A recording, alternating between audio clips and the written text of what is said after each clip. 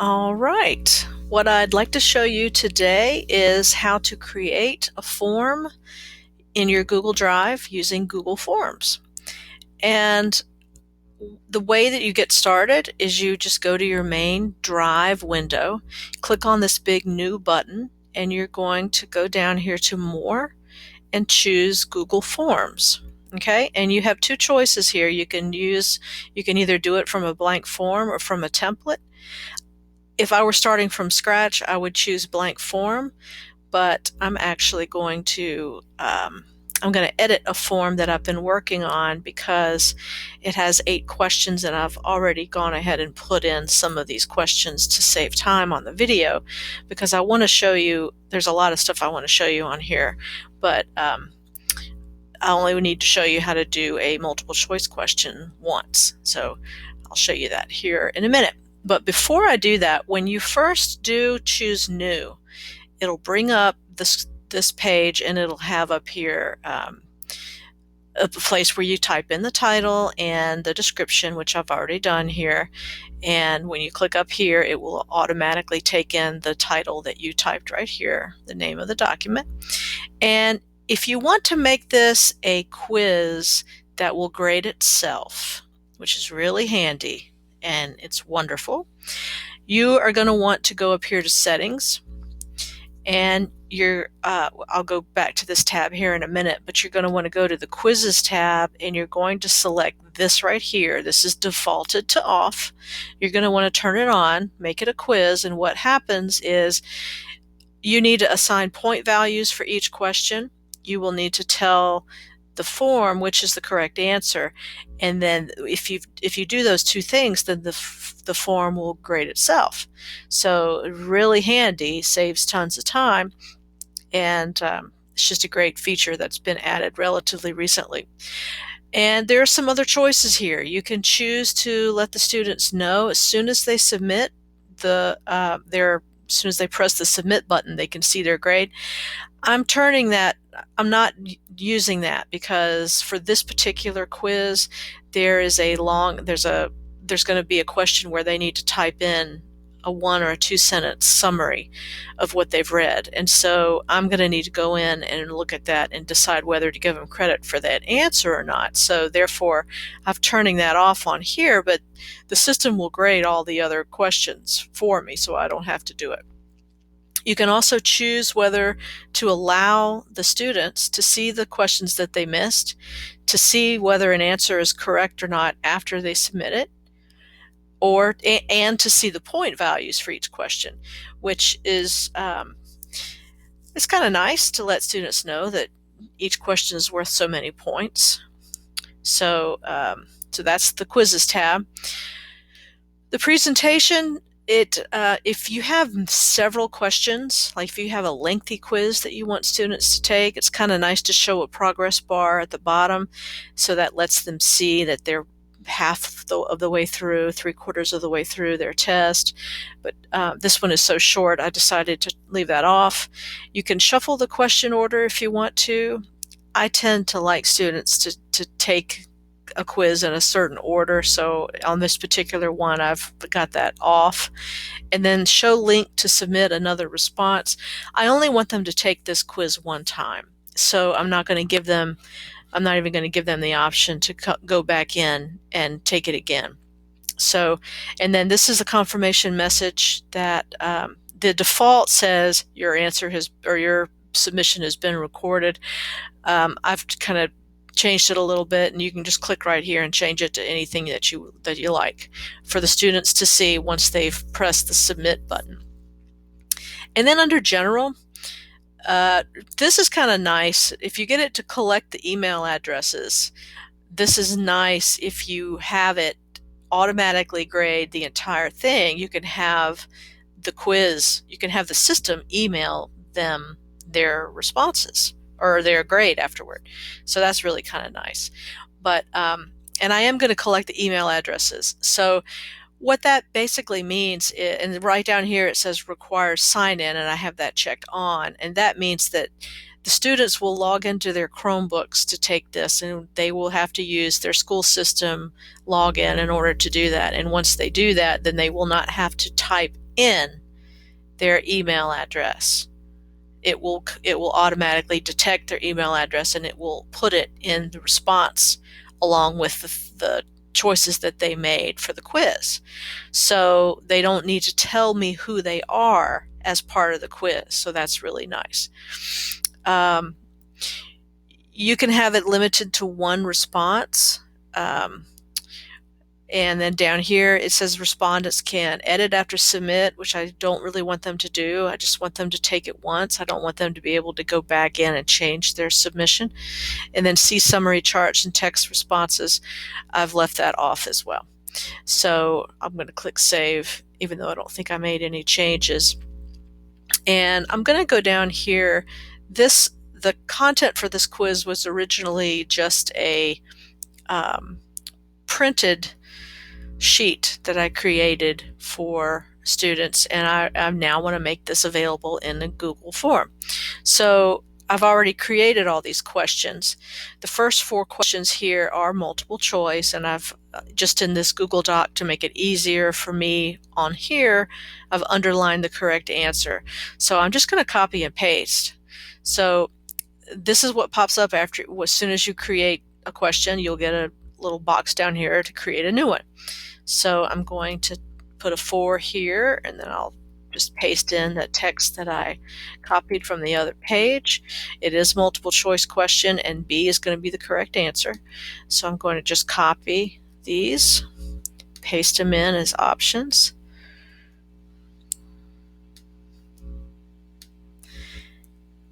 And it doesn't copy any formatting, so that's kind of nice. Although there are times that I wish I could make certain things bold and italic, and you can't really do that in Google Forms, which is, I think it would be useful at times to be able to do that.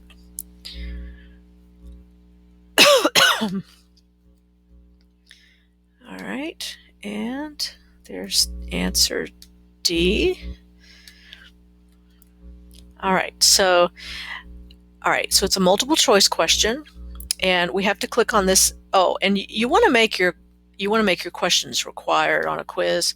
That way it forces them to answer every question. There's no possible way that they can forget to make an answer choice. In other words, there won't be any blank questions, because when they click submit without having made a choice, it'll prompt them that they have to go back in and answer a question that they've overlooked. But in order to give each question a point value and tell it which is the correct answer, you have to click on this answer key thing down here. So I'm going to click that. Answer B was the correct one. And because there are 8 questions on this test, I'm going to make each one worth 12 points. And then to go back to edit question, you just click on that. So there's number 4. So now I'm going to add a new question just by clicking this little plus right here in this little toolbar. But you know what? Before I do that, I want to show you how to put in a graphic, which is really neat. So all you have to do to edit a question is just to click on it. And so here we are in this one. I want to add a graphic. So as soon as you hover over one of the answer choices or the title of the question, it brings up this little gray box with a mountain in it. And when you click on that, it gives you the option to put in a graphic. So this is the graphic that I want to use right here. So I'll press it and click select.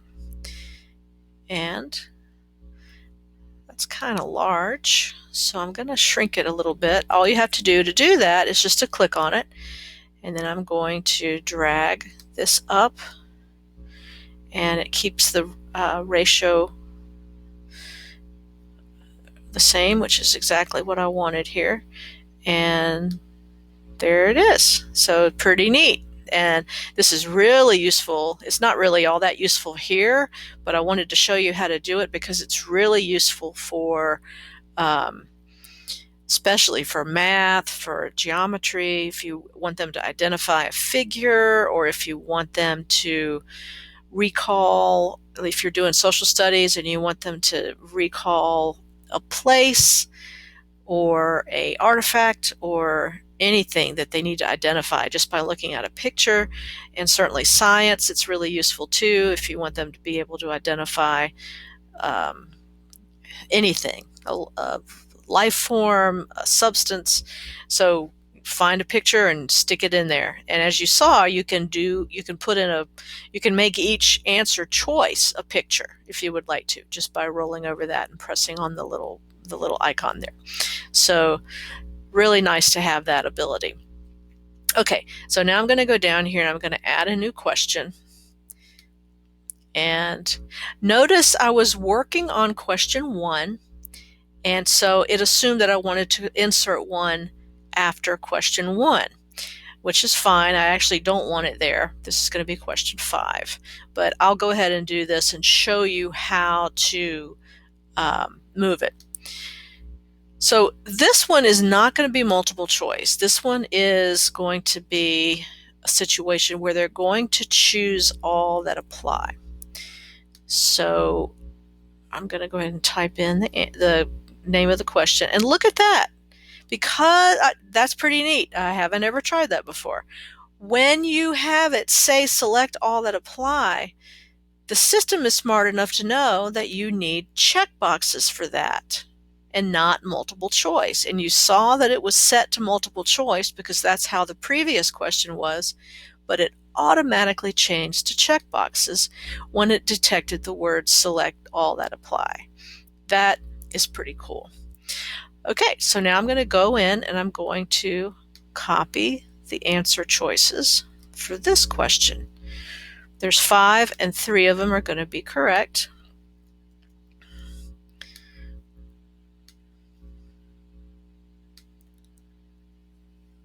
So that's the answer B. And then we'll have C. I wanted to show you how to do this, but I definitely didn't want to just sit here and type all these. So I wanted to copy and paste, but there's nothing keeping you from just creating your form from scratch right here in Google Forms. I just did not want to waste your time here on the video by typing from scratch. Okay, so check boxes, no pictures. We don't need any pictures. We want to make it required. And now we need to go to the answer key. We're going to make this one 12 points. And these are the correct answers. This one, and that one. These two are incorrect. So there we are. We're done with number 5. And now we need to move it down.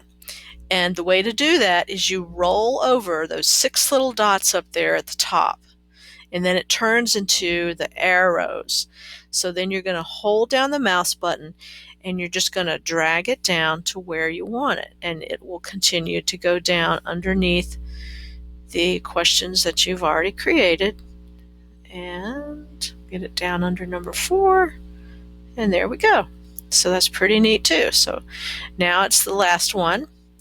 So, and I'm working on number 5, so I want to do number 6 now. So I'm going to add question, and we'll get number 6. This question is a short answer question. So I'm going to copy this, and I'm going to paste that in. And then over here, we're going to change this to short answer.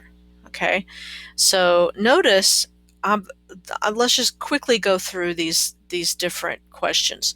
Short answer is just where you type in something really short, like a 1 or a 2 word answer. Paragraph is what we're going to do for the last question, where you need to give them a whole box to type into. I've already shown you multiple choice and check boxes. I'm not going to demonstrate drop down, but I want to explain it. It's where it's in a situation where you have a whole bunch of choices that you need to allow students to select from, and they're going to choose a single answer. And it's really good if you don't want to use up the screen to show all the answers like you would for multiple choice. You see this a lot when you're doing when you're filling out a form where you type in your address. You'll see drop downs for like the state, that kind of thing, because you don't want to have to see all 50 states on the screen. You just want to scroll to get your state. So this is a short answer, and I'm going to go to make it required, go to the answer key, and I'm going to make it 12 points, and add, well, let me see. I guess there's no way to actually type in the correct answer there. I will find out about that and see what it says about that. All right. All right, so I think we're supposed to be able to click right here and type in short answer text. And this is based on this screen right here, but it doesn't seem to want to let me do that. So I guess we'll have to grade this one manually as well, which is somewhat unfortunate. All right, so moving on. Yeah, so this right there makes me want to change this to a multiple choice question, but I'm not going to. So I'm going to go ahead and do number 7, which I had originally set to be a true or false question. So I'm going to select that. Then we'll go back. This is number 7. Paste it. And look at that. See, it knows whether or not to make this true or false. So I'm going to add all. So that's pretty neat. So it's a 2-option multiple choice question, true or false. So, and this is false. So I'm going to make it required. I'm going to go to the answer key, choose false as the correct answer to the question, and assign 12 points to this question. And go back to edit question. All right, so it is technically a true-false question, but you have to make it a multiple choice question as far as Google Forms is concerned. All right, so now I'm going to add our last question. This is our long answer question, which Google Forms calls paragraph. So I'm going to choose paragraph from this drop-down menu, and I'm going to go here and select this, and then I will paste it in.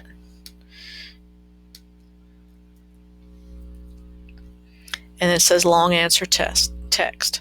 So I'll go, whoops, I should have gone and made it required. So it's required.